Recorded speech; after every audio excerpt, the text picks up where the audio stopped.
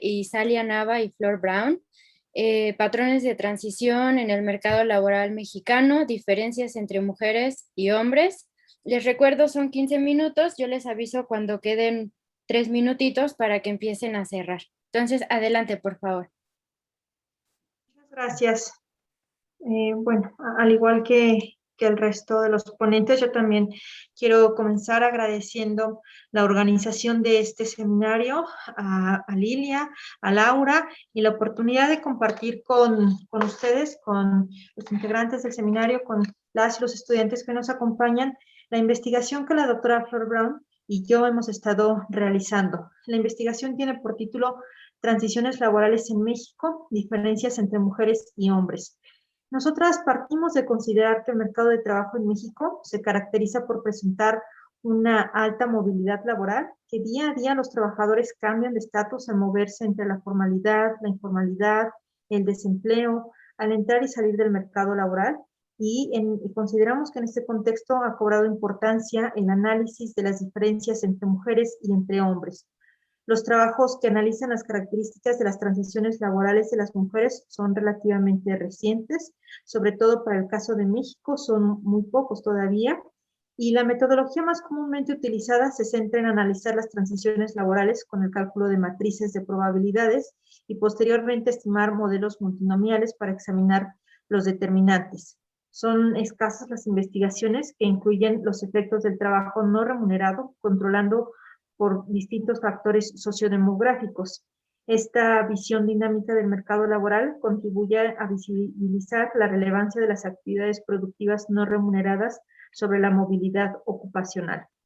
Esta propuesta analítica adquiere relevancia en un contexto como el mexicano, donde sabemos que existen fuertes desigualdades entre las actividades que realizan mujeres y hombres. De acuerdo con la Encuesta Nacional sobre Uso de Tiempo de 2019, los hombres reportan 9.8 horas más de trabajo para el mercado en comparación con las mujeres, que presentan 24.5 horas más en el trabajo no remunerado.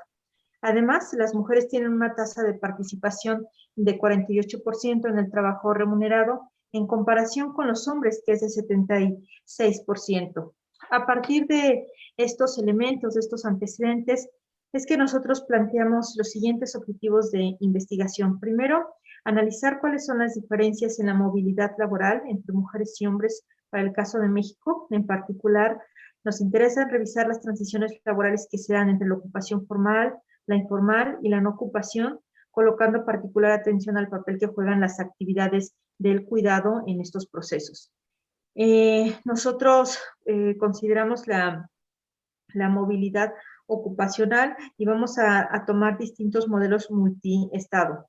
Vamos a revisar también cuáles son las características de las transiciones ocupacionales de aquellas personas que se inician en la ocupación formal y transitan hacia la ocupación informal y hacia la no ocupación, de quienes inician en la ocupación informal y van hacia la ocupación formal de los distintos estados, y también las probabilidades de permanecer en la ocupación formal y en la no ocupación después de la ocurrencia de las distintas transiciones. Vamos a trabajar este análisis de transiciones en 5 trimestres. Nuestras principales preguntas de investigación que guían el análisis son las siguientes.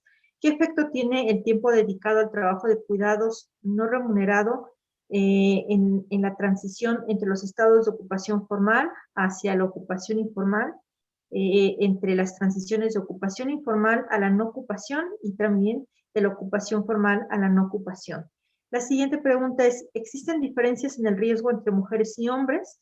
Y a partir de la ocurrencia de las transiciones, después de estos 5 trimestres, nos preguntamos cuáles son las probabilidades que tiene la población ocupada femenina y masculina de permanecer tanto en la formalidad como en la informalidad y la no ocupación, que son los principales estados que hemos identificado nosotras. Las principales hipótesis que nos planteamos son 2. La primera afirma que en particular para las mujeres el tiempo dedicado a las actividades de trabajo de cuidados no remunerado incrementa el riesgo de transitar de la ocupación formal hacia la ocupación informal y hacia la no ocupación. Y la segunda establece que estas actividades también inciden en la alta probabilidad de permanecer en la ocupación informal y la no ocupación. Para esto hicimos una revisión de la bibliografía. Comenzamos por revisar la bibliografía que existía a nivel internacional y después nos enfocamos en la bibliografía a nivel nacional. La importancia del género como determinante de los patrones de movilidad laboral, encontramos que ha sido analizada en distintas contribuciones empíricas. Aquí va a aparecer una lista de las distintas investigaciones. No voy a hablar de todas ellas, voy a hablar solamente de las primeras por cuestión de tiempo. En la primera, que es una investigación para el caso de Turquía, se analizan las probabilidades de transiciones laborales de permanecer en el mismo trabajo, la de transitar de un trabajo a otro y la de moverse de un trabajo al desempleo. Este análisis se realiza tanto para mujeres como para hombres. Los autores encuentran que el sexo importa para explicar las diferencias en los patrones de movilidad en el mercado laboral. Aunque las mujeres son más móviles que los hombres, la mayor parte de ellas deja el mercado laboral por completo en comparación con los hombres. Y aquí en esta investigación se obtienen resultados mixtos respecto a los efectos de los roles sociales tradicionalmente aceptados, como es el caso de las labores domésticas o el cuidado de los hijos. En la siguiente investigación, que es para el caso de varios países de la Unión Europea, se registra una alta movilidad en el mercado laboral de las mujeres. En esta investigación, en Kaiser 2006, se está revisando cómo se comportan las transiciones ocupacionales en distintos países: Dinamarca, Alemania, Países Bajos, Portugal, Irlanda y Reino Unido. Y aquí se estiman distintas regresiones logísticas multinomiales para analizar las transiciones que se inician en el empleo de tiempo completo, en el tiempo parcial, en el desempleo y la no ocupación hacia estas mismas opciones de empleo. Los autores en este caso encuentran que, sin excepción, la probabilidad de permanecer en un empleo de tiempo completo es mayor para los hombres que para las mujeres. Los empleos de tiempo parcial les permiten a los hombres continuar en el empleo y este tipo de transiciones son mucho más raras para las trabajadoras. Además, se encuentran que para los hombres se obtiene una mayor probabilidad de desempleo permanente en comparación con las mujeres. Y una de las principales razones de este resultado es la mayor participación de las mujeres en el sector servicios, y esto coincide simultáneamente con una mayor capacidad por parte de ellas, a veces voluntaria y otras involuntaria, de emplearse a tiempo parcial. Entonces, estos son algunos de los principales resultados que aparecen en la bibliografía a nivel internacional. Y si nosotros hacemos una síntesis a partir de estos resultados, encontramos que la revisión de estos trabajos permite señalar que no existe un acuerdo en cuanto a las diferencias en la movilidad laboral entre mujeres y entre hombres. Por otra parte, si bien existe un consenso en cuanto a que las mujeres tienen una alta probabilidad de transitar a la inactividad, se reconoce también su capacidad para transitar a otros estatus laborales. Por último, a partir de estas investigaciones y de estos resultados, existe acuerdo en señalar que varios factores que explican estas diferencias son la división tradicional de los roles de género que ha permeado en la sociedad, la responsabilidad familiar en el hogar, la discriminación negativa contra las mujeres en las contrataciones y despidos, el nivel más bajo de educación que ellas presentan, y los altos costos de búsqueda de trabajo, que son costos tanto en términos monetarios como de tiempo, sobre todo aquellos que están vinculados con las tareas de cuidados y con el trabajo doméstico no remunerado. Con base en estos antecedentes, lo que hicimos fue revisar la bibliografía para el caso de México para identificar qué se había hecho en el caso de México. Encontramos que existen menos investigaciones, menos estudios que tratan el tema. Aquí aparecen enlistados los principales y que utilizan pues distintas metodologías. En el caso del primero, Rodolfo Cruz, él estudia la inestabilidad en la participación económica mediante el análisis de las entradas y salidas de la fuerza de trabajo del mercado laboral en la región fronteriza. En la siguiente investigación de Susan Parker y Edith Pacheco, ellas analizan la dinámica del mercado de trabajo en dos contextos de crisis económicas en el país, la de 1987 y 1995. También está esta investigación de Duval y Orraca, quienes revisan la participación en la fuerza laboral y la estructura del empleo en las zonas urbanas de México. Para ello emplean esta descomposición propuesta por Angus Deaton, donde separa los efectos edad, corte y periodo. Y una investigación más reciente es la de Sara Ochoa, que realiza un análisis de tipo descriptivo de las trayectorias laborales de la población durante el periodo de la crisis financiera de 2008 en México. Otra investigación también reciente es la de Iriarte, que estudia los efectos de un conjunto de características personales y distintas variables sobre la probabilidad de experimentar una transición del desempleo al empleo, y para ello estima un modelo Logic multinomial. Y con base en estos antecedentes es que nosotros planteamos esta propuesta de análisis, y el énfasis de nuestra investigación se centra en revisar cuál es el efecto que tienen variables vinculadas con el cuidado sobre las distintas transiciones, como presentaba al inicio. Para ello, reconocemos que a partir de la literatura pues, existen diferencias significativas en la movilidad laboral entre mujeres y hombres, y esto sustenta el planteamiento de la investigación. Para ello vamos a utilizar la ENOE, la Encuesta Nacional de Ocupación y Empleo.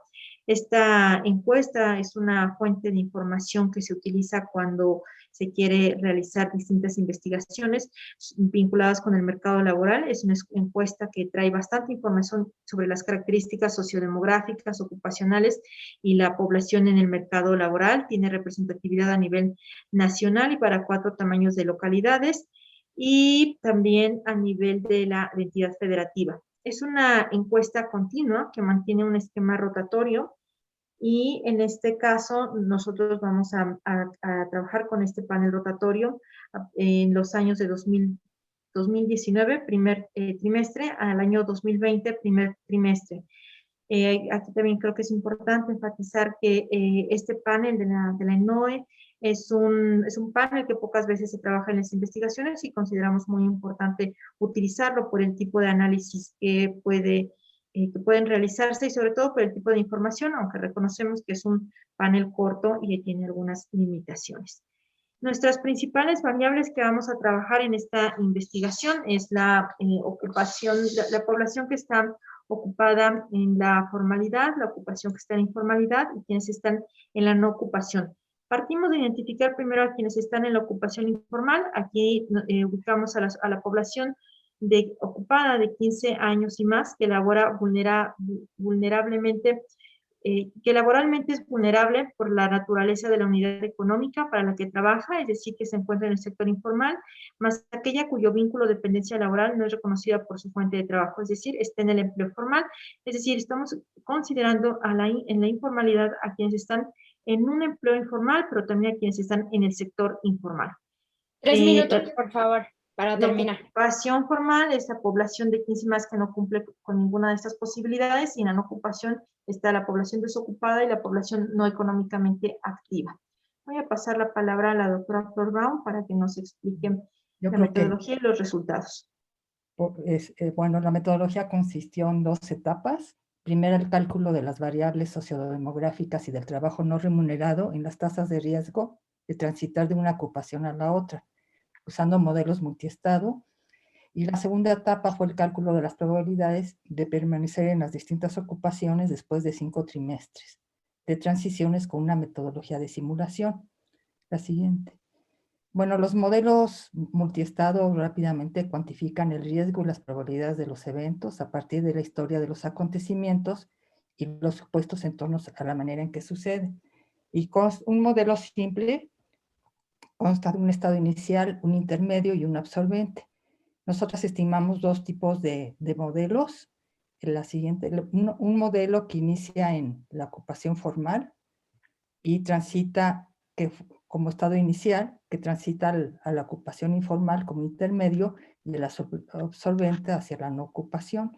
Y un modelo B, en el que el proceso inicia con una ocupación informal, pasa a la formalidad, y también el absorbente es la no ocupación.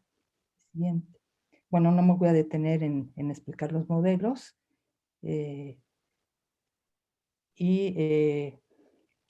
Podemos decir de manera general que en estos modelos la variable dependiente son las transiciones, y tomamos como variables independientes los factores más importantes reconocidos en la literatura que ya mencionó Isalia, como son la edad, la situación conyugal y la educación. Y de manera muy importante incluimos, además de esas variables, las horas dedicadas al cuidado del hogar por la relevancia que tiene para las mujeres. La siguiente. Estimamos en realidad seis regresiones para los hombres y 6 regresiones para las mujeres. Las 6 regresiones son una regresión para la transición de pasar de la ocupación formal a la informalidad, de la informalidad a la no ocupación y de la formalidad a la no ocupación cuando el proceso empieza con la formalidad, y otras 3 que tienen que ver cuando el proceso se inicia con la informalidad y se pasa a la formalidad, y de la formalidad a la no ocupación o de la ocupación informal a la no ocupación. No voy Ya a... estamos sobre tiempo para terminar. Sí. Entonces, pásale, Isalia. Rápidamente los resultados de las regresiones. La otra. Muestran que si el proceso se inicia con una ocupación formal, los mayores riesgos de transitar son de la ocupación informal a la no ocupación y los menores de la ocupación formal a la no ocupación. Y si el proceso se inicia con la ocupación informal, los mayores riesgos son pasar a la ocupación informal a la formal y los menores de la ocupación formal a la no ocupación. Esta última fila nos indica que los trabajadores evitan transitar a la no ocupación. La siguiente. En cuanto a las variables, algunos resultados rápidos. En cuanto a las variables independientes, obtuvimos distintos resultados para las distintas transiciones, dependiendo de cómo iniciaba el proceso, si era con una ocupación formal o con una informal. No me voy a detener en eso. Quiero detenerme en la variable de las mujeres más importante, que son los cuidados. La siguiente, esta. O sea, el trabajo de los cuidados importa mucho en estas transiciones. Por ejemplo, cuando el proceso se inicia con una ocupación formal, los mayores riesgos de realizar la transición hacia la informalidad entre la población femenina destacó, y para los hombres solo fue significativa esta variable en 3 trimestres. El riesgo de transitar de la ocupación formal a la no ocupación fue muy importante para las mujeres y para los hombres no fue significativo. Y también las mujeres registran un mayor riesgo de realizar la transición de la informalidad a la no ocupación. Si el proceso se inicia con una ocupación informal, los mayores riesgos corresponden a las mujeres, sobre todo en la transición de la ocupación formal a la no ocupación. Y para los hombres no fue significativa esta variable. Y para la transición de la ocupación informal a la no ocupación, las mujeres registraron los más altos riesgos. Y esta variable no fue significativa para los hombres. Hicimos una simulación de, bueno, cuáles eran las probabilidades de que los hombres y las mujeres permanecieran en una ocupación formal o informal después de 5 trimestres de transiciones. Podemos ver en las gráficas que cuando el proceso se inicia con una ocupación formal, los hombres tienen una probabilidad de 66% de permanecer en esta condición laboral después de 5 trimestres, de 30% de permanecer en la informalidad y 5% de concluir en la no ocupación. Resultados muy diferentes se ven para las mujeres, ya que la probabilidad de terminar el periodo en la ocupación formal fue de solo 37%, 50% de terminar en la ocupación informal y 14% en la no ocupación. La siguiente. Y la probabilidad de que si el proceso se inicia con una ocupación informal, las probabilidades de que los trabajadores terminen en esta condición cuando son hombres es del 67%, 2% de concluir en la formalidad y 32% de terminar en la no ocupación. Y para ellas, la probabilidad de concluir el periodo en la informalidad es de 32%, 2% en la formalidad y muy alta en la no ocupación del 61%. Es la siguiente. Podemos concluir que en México, al igual que en muchos países, hay una gran flexibilidad laboral y una precarización, sobre todo mucho más frecuente para las mujeres. Podemos ver también que hay una gran diversidad en cuanto a los factores que afectan a las distintas transiciones, tanto para las que se inician con una ocupación formal como con una informal. La siguiente. También ya les había yo mencionado, en cuanto a los factores sociodemográficos, inciden de distintas maneras en las distintas transiciones y en los distintos procesos. En cuanto a los trabajos de cuidado en el hogar, fue muy importante para las mujeres y tanto en las transiciones como también en las elevadas probabilidades de terminar al final del periodo en unas posiciones laborales poco favorables para ellas después de un año de transiciones. Podemos mencionar brevemente las limitaciones de este trabajo, ¿no? En primer lugar, pues tenemos que decir que los resultados se refieren solamente a 5 trimestres y por lo tanto los resultados hay que tomarlos con cuidado, porque no podemos decir que representan una tendencia del comportamiento de las transiciones laborales en el mercado mexicano. Para ello deberíamos tener información de series más largas y tiempos más largos, lo cual no tenemos y pensamos que eso solamente se podría solucionar en futuras investigaciones utilizando varios paneles cortos de la NOE, ya que pues, no hay este tipo de trabajos requieren tener información de los mismos individuos en el tiempo, lo cual es un poco difícil, ¿no? Y por último, también la NOE tiene la limitante de no poder identificar el tipo de horas dedicadas a los cuidados. Por ejemplo, no podemos distinguir entre las que son pasivas de las que son simultáneas, ni tampoco distintos tipos de cuidados. No podemos identificar cuáles fueron los cuidados para los niños o cuáles fueron los cuidados para las personas de edad avanzada. Entonces, estas serían líneas para futuras líneas de investigación, pero pensamos que da luces sobre este tipo de transiciones laborales en el mercado laboral mexicano. Esto. Muy bien, muchas gracias por la presentación. Vamos a nuestra última presentación para que nos quede tiempo para preguntas al final. Esta última presentación es de Laura Vázquez, Lilia Domínguez y Flor Brown. Son variables objetivas y subjetivas detrás de las condiciones laborales e ingreso de los y las migrantes profesionistas mexicanos en Estados Unidos. Les recuerdo, tienen 15 minutos y yo les aviso cuando queden 3. Adelante, por favor. Muchas gracias. Este trabajo que ya nos hizo favor Marta Gabriela de leer el título, lo hicimos, como ya mencionó también Marta Gabriela, Lilia y Flor, y ya fue aceptado en la revista que se llama Journal of International Migration and Integration, por si alguien tuviera interés de ver más detalles de este. Todavía no sale, pero ya fue aceptado. ¿Qué nos muestra qué muestran los hechos? Que hay evidencia de una subutilización de capacidades o sobreeducación entre los mexicanos migrantes en los Estados Unidos.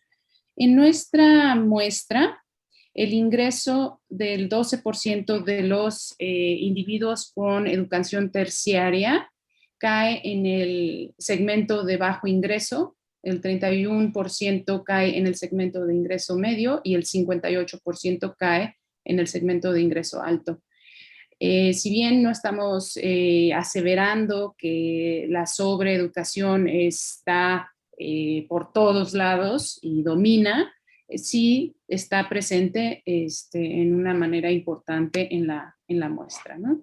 ¿Cuál es nuestro principal objetivo? Contribuir al análisis de las condiciones laborales de los migrantes con educación terciaria mexicanos que viven en los Estados Unidos. Como ya mencioné hace un momento, hay evidencia de que los migrantes en general están subutilizadas sus capacidades y también ocurre para el caso de los mexicanos con educación terciaria. Al identificar algunas variables que están en la literatura diferentes a las de capital humano para explicar esta subutilización de las capacidades, vemos bueno, que entre ellas están el país de origen de los migrantes, lo cual es interesante, más adelante voy a hablar un poco más de eso, su especialización académica, la facilidad o dificultad para la revalidación de estudios y otros factores socioculturales como la discriminación. La base de datos que nosotros utilizamos la recolectamos nosotras mismas a través de un proyecto PAPIT. Lanzamos un cuestionario en línea, tuvimos el apoyo de diferentes instituciones, incluidos varios consulados en los Estados Unidos, la Red Global de Mexicanos en el Exterior y varias otras instituciones, y también utilizamos la técnica de la bola de nieve. Tuvimos 813 respuestas de mexicanos migrantes con educación terciaria viviendo en los Estados Unidos. El cuestionario tenía poco más de 50 preguntas y cubría pues muchos temas, como se puede ver ahí: motivaciones, condiciones laborales tanto en México como en Estados Unidos, nivel de educación formal, dominio del idioma inglés, variables relacionadas con la integración social y la identidad nacional principalmente y de clase social, y otras preguntas relacionadas con las distintas relaciones que guardan con el país de origen, ¿no? Incluido, por ejemplo, el tema de las remesas. En la literatura, lo que encontramos al hacer como un trabajo muy detallado de cuáles son las explicaciones detrás de las condiciones laborales y de ingreso, pues encontramos capital humano, que es muy conocida por todos nosotros, factores institucionales y culturales, el estatus migratorio, características personales y el género. Voy a brevemente comentar algunos de estos factores. Pues como ya lo dije, el capital humano dice que bueno, las diferencias en los salarios están asociadas a la inversión en el capital, la inversión en la educación formal, ¿no? Una cosa que observamos interesante en la literatura y también en nuestros resultados es que hay un sesgo en este concepto de capital humano a favorecer a las especializaciones que están en el área CETIM, ciencias, tecnología, ingeniería y matemáticas, y la economía y los negocios. El dominio del inglés, o en este caso el inglés, es parte del capital humano y está altamente correlacionado con el éxito en el mercado laboral de los inmigrantes en los Estados Unidos. Una pregunta interesante que hicimos en la encuesta fue preguntarles si creían que los conocimientos adquiridos en México estaban al nivel de las necesidades del mercado laboral en los Estados Unidos. Y si bien esta es una pregunta subjetiva de la calidad de la educación, también se puede interpretar como un signo de confianza en uno mismo, ¿no? Y encontramos que la mayoría de los migrantes con educación terciaria consideró que sus conocimientos eran comparables a los de los Estados Unidos, tanto para hombres como mujeres, ligeramente más confianza entre los hombres, y también ligeramente más alta la proporción entre aquellos con ingresos altos. Entre los factores institucionales y culturales, encontramos, como ya les había mencionado hace un momento, que el país de nacimiento importa, y uno de los aspectos relacionados con esto es la necesidad de revalidar los estudios, ¿no? Es muy común encontrar en la literatura de migrantes calificados que hay una devaluación o no reconocimiento de las credenciales, los estudios, la experiencia de los migrantes calificados. Varía mucho si vienen, por ejemplo, a los Estados Unidos, si vienen de países como Canadá, Reino Unido o Australia, que si vienen de otros, o Alemania, que no es angloparlante, que si vienen de otros países de menor grado de desarrollo, ¿no? En donde la sospecha respecto a sus estudios y sus capacidades aumenta. En cuanto a los factores culturales, pues hay evidencia de mayor subutilización de capacidades entre aquellos migrantes que no vienen de esos países que mencioné, ¿no? Que son con lengua materna el inglés. Y no solamente, esto es algo creo que a veces uno lo piensa poco, pero que es interesante, que no solamente es el idioma, este factor cultural, sino la similaridad y la compatibilidad de la cultura de origen y de destino. Como mencionaba hace un momento, los alemanes no hablan, su idioma natal no es, su idioma materno no es el inglés, y son bien recibidos en este tipo de países de alta migración, como lo son los que están allí, ¿no? Otro de los factores culturales es la discriminación racial. Hay compañías, en muchas compañías hay políticas de reclutamiento que afecta, bueno, que están vinculadas con temas de discriminación, y hay evidencia de que se prefiere a los blancos por ser del mismo grupo, ¿no? Por no ser distintos. Hay un sesgo en contra de los latinos, y hay también una fuerte discriminación por el acento extranjero, si bien no por esos acentos que están asociados a países desarrollados.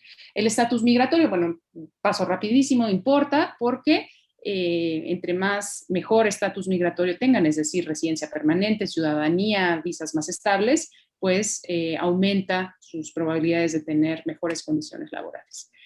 En cuanto a las características personales, la edad es un factor interesante porque en las etapas tempranas de la carrera laboral de alguien, la falta de experiencia o el bajo poder de negociación pues impacta en sus condiciones laborales. Sin embargo, estas personas, al ser más jóvenes, tienen mayor posibilidad de movilidad al no tener tantos factores que los aten al país de origen.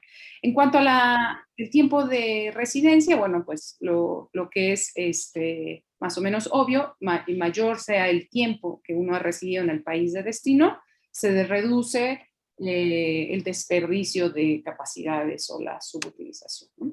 Y en cuanto al género, hay recientemente, quizás años recientes, ha habido un mayor auge de estudios de género y migración, en donde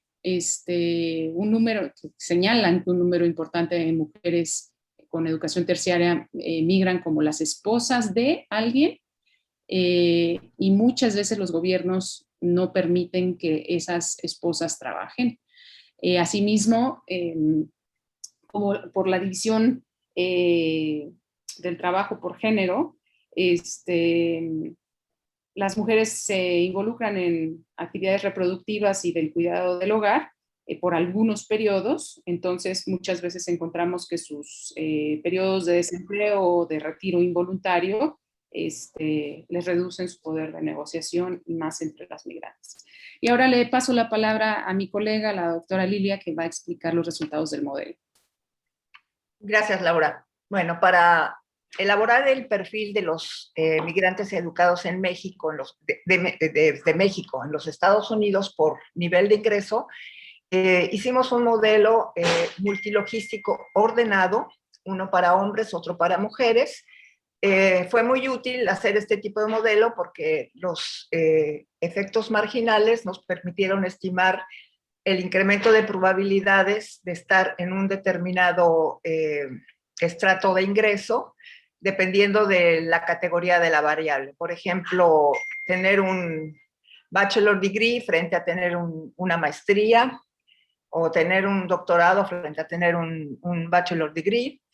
Y por otra parte, también nos permitieron analizar separadamente a los niveles de ingreso de hombres y mujeres y ver en qué coinciden y en qué discrepan. Creo que, bueno, en este sentido, nuestro trabajo tiene mucho que ver con el anterior. 3 minutitos, por favor. ¿Perdón? 3 minutos.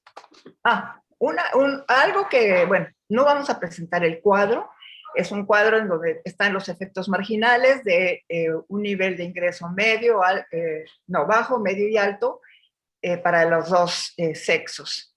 Pero algo que fue interesante encontramos es que los signos de los incrementos de incrementos o decrementos de probabilidad fueron iguales para los de bajo y medio contra los de alto ingreso, lo cual es interesante porque nos dice que hay un patrón distinto entre los de alto ingreso frente a los de medio y bajo.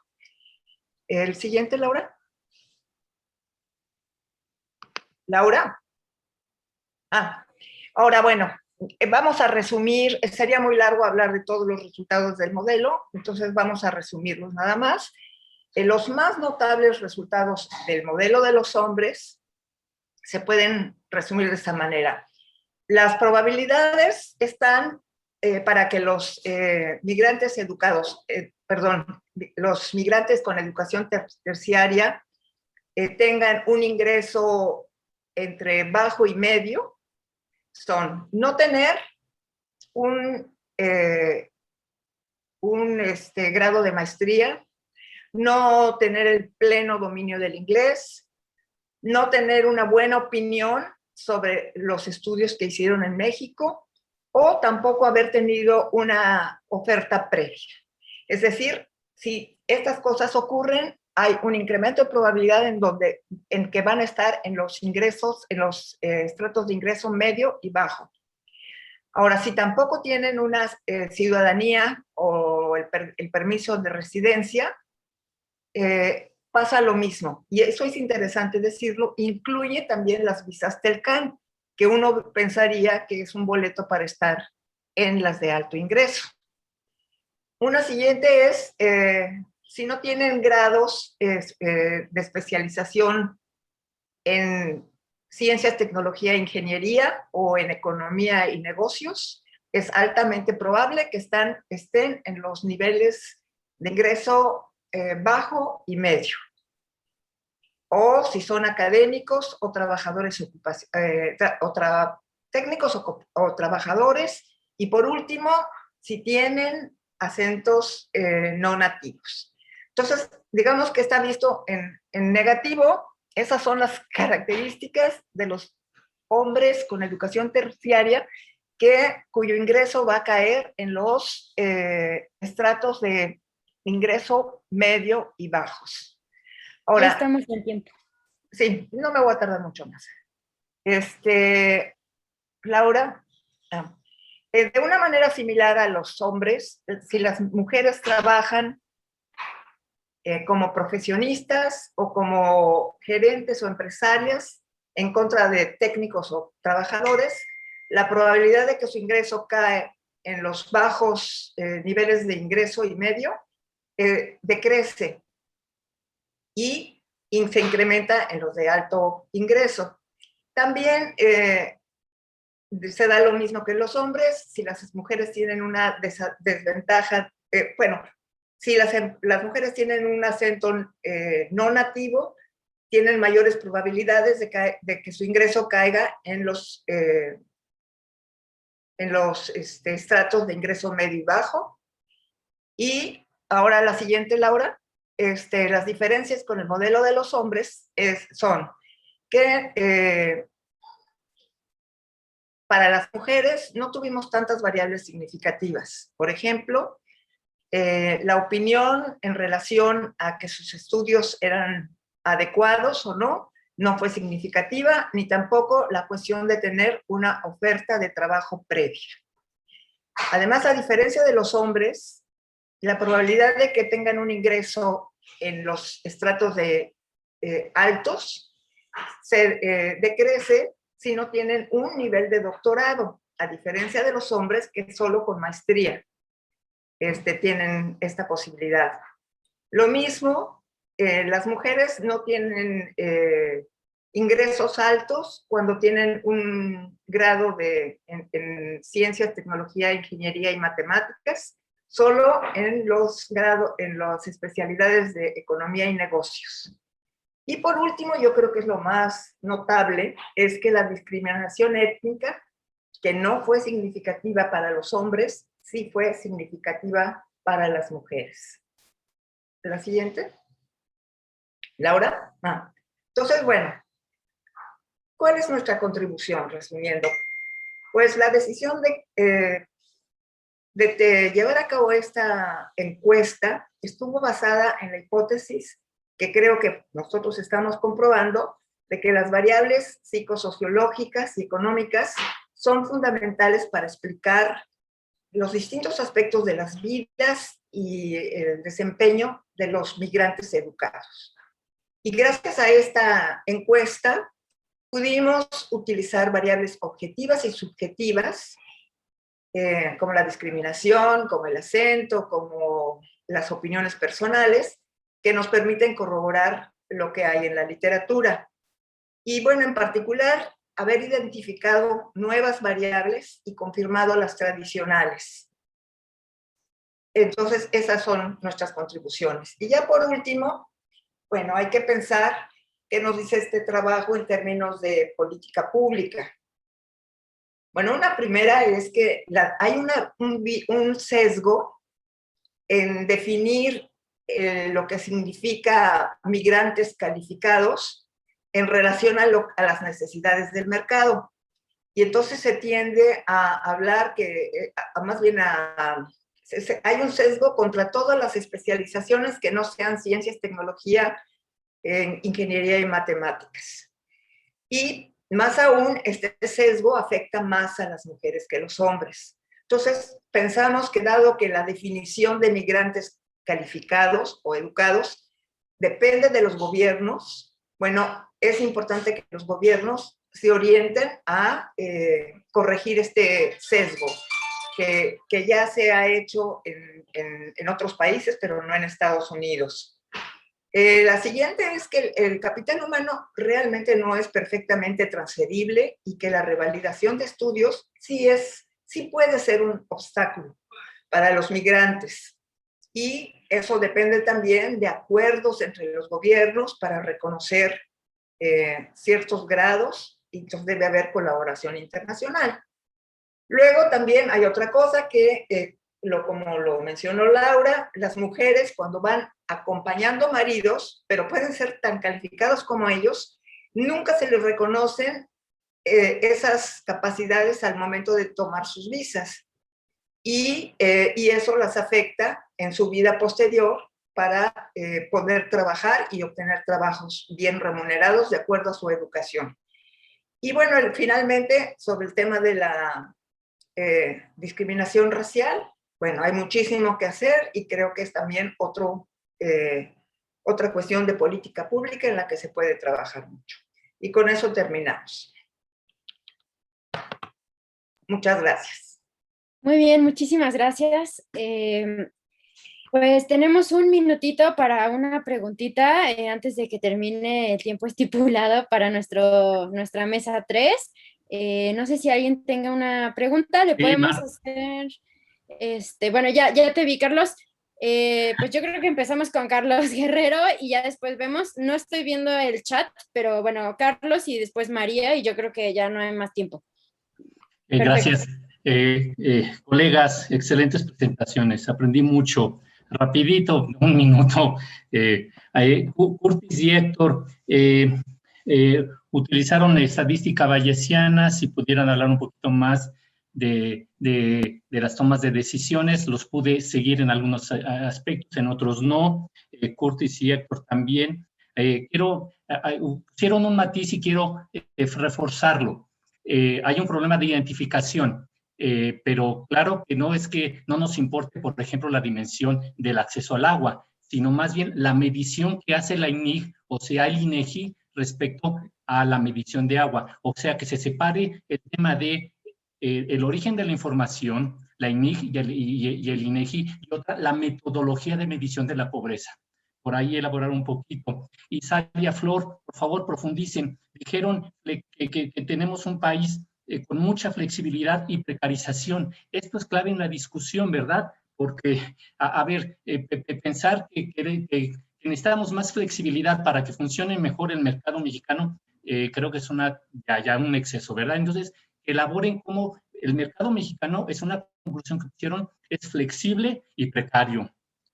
Laura, Lilia y Flor, oigan, migrantes bien educados, su origen educativo, universidad privada o pública. Creo que en la discusión actual es clave. Mi hermano estudió en Lopixa, por ejemplo, ingeniero industrial, y si han visto lo del TEMEC, ¿verdad? Porque también la calidad migratoria es muy importante, ¿verdad? En términos de policía. Muchas gracias. Perfecto, vamos con María Moyano y ya después que los presentadores respondan, ¿les parece? Hola, buenas tardes a todos. Muy interesantes las presentaciones. Yo quisiera hacer una pregunta para la última presentación, y es si se consideró en el modelo la migración, el motivo detrás de la migración, si es migración voluntaria o no voluntaria, más bien si es migración forzada, pues en la medida en que esto también es determinante para la incorporación laboral de los migrantes. No me quedó como muy claro dónde pudo haberse insertado este factor que pues al final es sumamente importante en la medida en que crea unas grandes diferencias en la medida en que se planifica. Hay unas diferencias entre quienes planifican la migración y quienes no lo hacen, y cómo tienen que enfrentarse en los mercados laborales con estudios o sin estudios. Pues eso, muchas gracias. Muy bien, gracias María.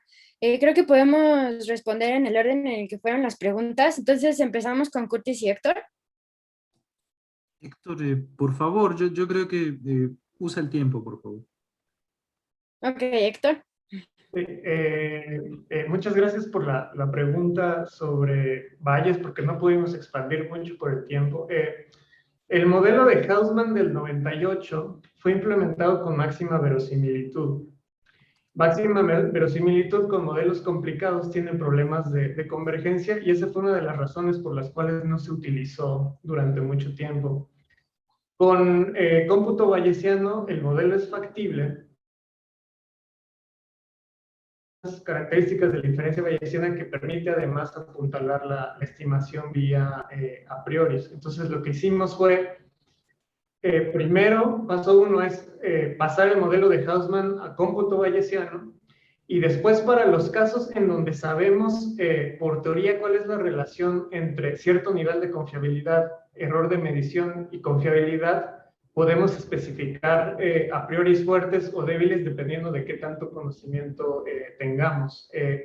Este trabajo está en revisión, está en dictamen, todavía estamos esperando los resultados. Cuando lo tengamos y los podamos compartir, ahí es donde están los detalles, pero digamos acá estas dos ventajas del cómputo bayesiano: uno es justo la capacidad de cómputo y el otro es el uso de a priori para problemas difíciles. Sobre el tema de medición,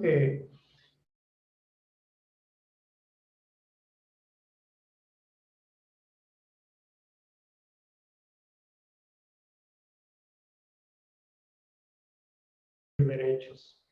Hay un problema entre el concepto que se tiene de derechos, el concepto que se tiene de pobreza y los datos para hacerlo. Ya de entrada hay una brecha. Por ejemplo, en el caso del acceso al agua, si uno revisa la literatura sobre cuáles son las prescripciones en términos de las variables que uno necesita para medir en su totalidad ese derecho, la ENIF no alcanza para hacerlo. Es en parte, digamos, lo que alcanzamos a detectar cuando uno trata de ver cuál es el tamaño del error de la medición de esta dimensión, y que sugiere que se requieren mejor información y cambios a la información que tenemos para poder medir este derecho. Lo dejaré ahí para no consumir mucho tiempo. Muy bien, gracias Héctor. Flor e Isalia, ¿quisieran comentar algo? ¿Responder?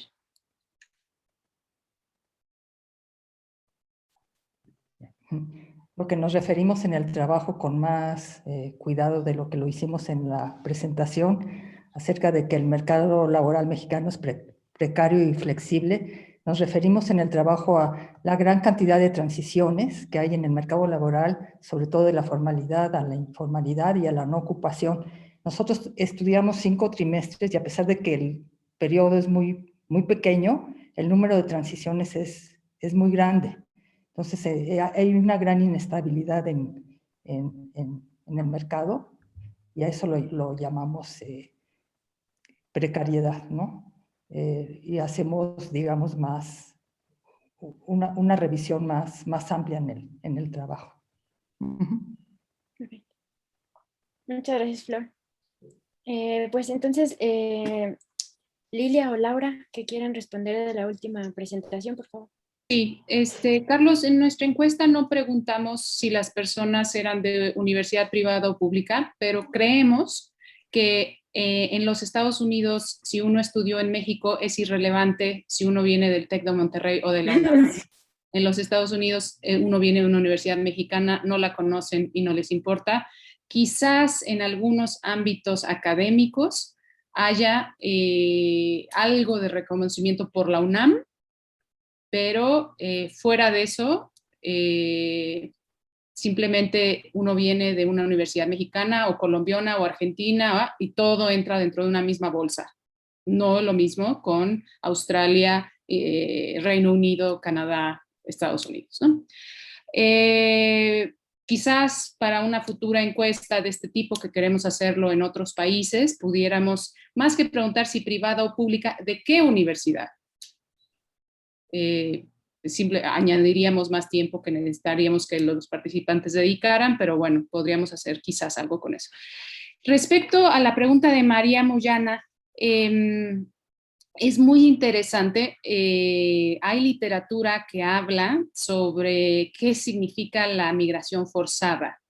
Y si uno, hay la definición estrecha y y muchas otras definiciones más amplias. Si uno se tiene que ir porque es ingeniero y trabaja en México como taxista, ¿se considera eso migración forzada? Pues hay quienes argumentan que sí, y entonces nosotros no preguntamos si la migración era forzada o no, pero podríamos asociar a grados de lo forzado diferentes cosas que sí preguntamos, ¿no? Y una de esas, pues, es ¿en qué trabajaban en México? La otra importante respecto a lo forzado es la inseguridad de quienes han estado hoy todo el día en el seminario, pues el aumento de los homicidios y toda la inseguridad en México, pues es un factor importante y eso sí lo encontramos en nuestra encuesta, que la gente identifica, no es de los factores más fuertes, pero sí identifica la inseguridad en México como un factor de expulsión y también como un factor para que no quieran volver. Entonces, bueno, pues no respondo exactamente la pregunta porque pues lo planeado y no planeado no lo preguntamos, pero variables vinculadas a grados de lo forzado o no, sí tenemos algunos datos. Perfecto. Pues muchísimas gracias a todos los presentadores por estas presentaciones tan interesantes y relevantes, sobre todo para nuestro país en este contexto.